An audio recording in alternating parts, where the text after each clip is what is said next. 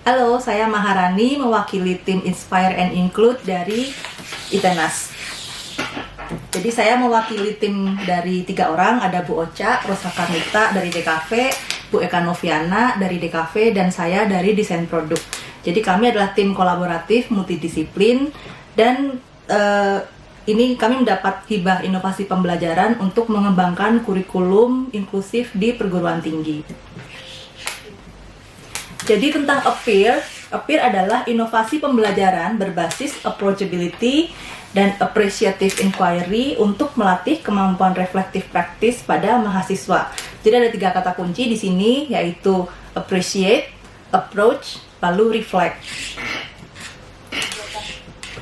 Tentang model Appear, jadi Inspire and Include Launching Inclusive Learning ini menjadi titik awal dimulainya kurikulum inklusif dan sangat relevan dengan topik Bandung Design Biennale 2023, yaitu sekitar. Jadi kita bertujuan untuk melakukan pelayanan kepada mahasiswa berkebutuhan khusus serta meningkatkan kemampuan mahasiswa untuk mengenali teman-teman di sekitar.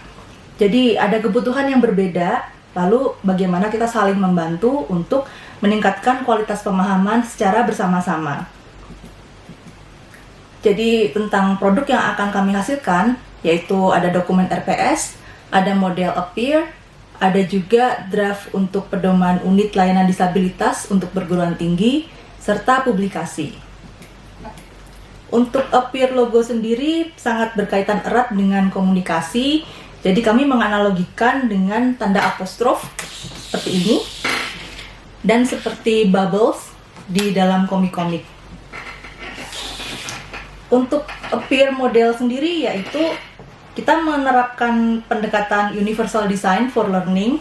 Jadi ada 3 kata kunci yang penting sekali di sini. Yang pertama adalah engagement, yang kedua representation, dan juga yang ketiga adalah action dan expression. Jadi ada keterlibatan antara pengajar atau fasilitator dengan mahasiswa. Lalu representnya seperti apa melalui mungkin karya yang beragam bentuknya. Lalu action serta ekspresi dari mahasiswa sendiri juga sangat penting. Jadi bagaimana kita engage, bagaimana kita represent, bagaimana kita express. Lalu bagaimana caranya untuk mengimplementasikan Appear model dalam kurikulum inklusif.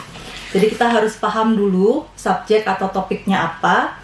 Lalu bagaimana kita melakukannya dengan metode apa atau peralatan seperti apa, dan mengapa. Jadi kita perlu reflect kembali setelah melakukan proses tersebut untuk mengetahui apa yang harus kita perbaiki nanti.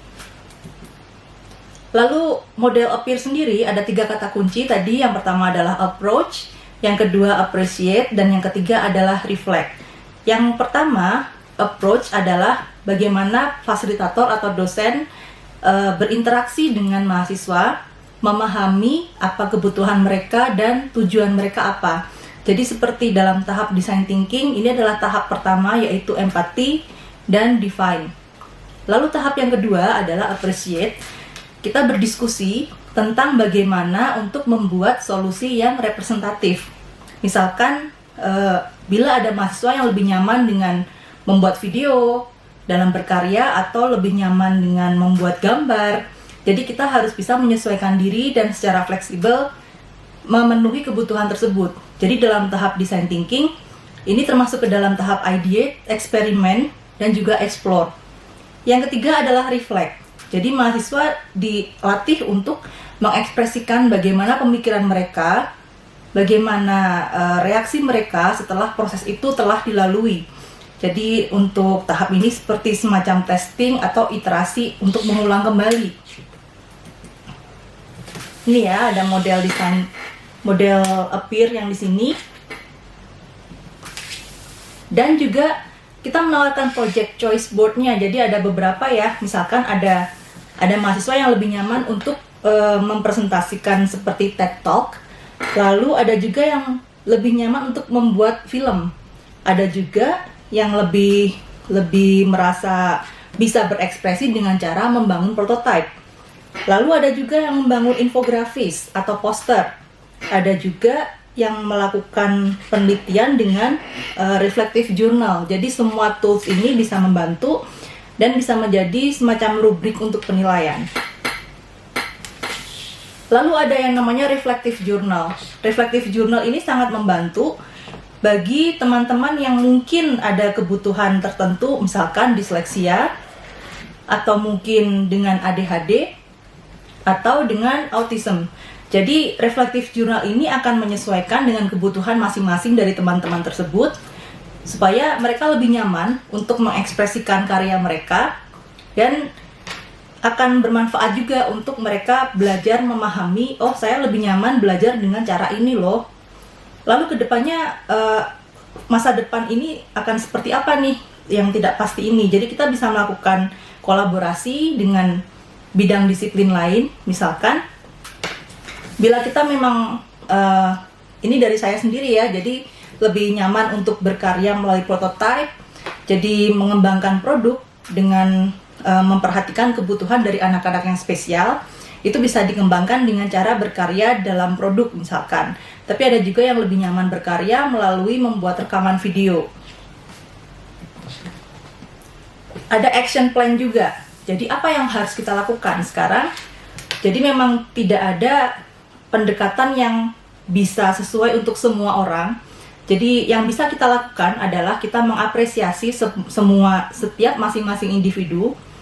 Mereka punya ketertarikan yang berbeda, punya skill yang berbeda. Jadi kita bisa menyediakan kesempatan untuk mereka menceritakan tentang hal itu, tentang minat-minat mereka tersebut. Jadi misalkan kalau mereka lebih nyaman dengan berpameran atau product showcase melalui talk show dan sebagainya, kita akan menyediakan hal itu. Lalu action yang kedua adalah kita berkolaborasi dengan mahasiswa serta orang tua mereka untuk menciptakan learning tools atau media pembelajaran yang memang bisa membantu mereka untuk memahami mereka inginnya apa dan juga interestnya bagaimana. Misalkan reflective journal. Lalu action ketiga, kita harus membuka diri terhadap kolaborasi multidisiplin. Jadi membuka akses untuk semua. Dan action yang keempat adalah elaborasi dan implementasi melalui proses pembelajaran. Jadi learning tools, media, dan product design itu yang universal, bisa dipakai untuk semua. Dan apa yang bisa kita lakukan? Kita harus bertindak sekarang dan memulai sekarang. Jadi mengapresiasi setiap minat individu dan skill mereka dengan cara menyediakan lebih banyak kesempatan bagi mereka untuk bisa menceritakan tentang perjalanan mereka. Kesimpulannya adalah, jadi proses appear tadi atau approachability enables appreciation and reflection itu tadi ya. Yang pertama adalah, kata kunci pertama adalah approach, yaitu kita memahami dulu, kita mendekati dulu, kita mengapresiasi, lalu reflect. Lalu yang kedua adalah kolaborasi untuk membuka lebih banyak kesempatan dan akses untuk semuanya. Yang ketiga, inspire and include, jadi menginspirasi serta melibatkan, mengikutsertakan lebih banyak orang. Jadi kita harus bertindak sekarang, dimulai sekarang. Dan kita harus melakukannya bersama-sama. Terima kasih, saya Maharani. Sampai bertemu lagi.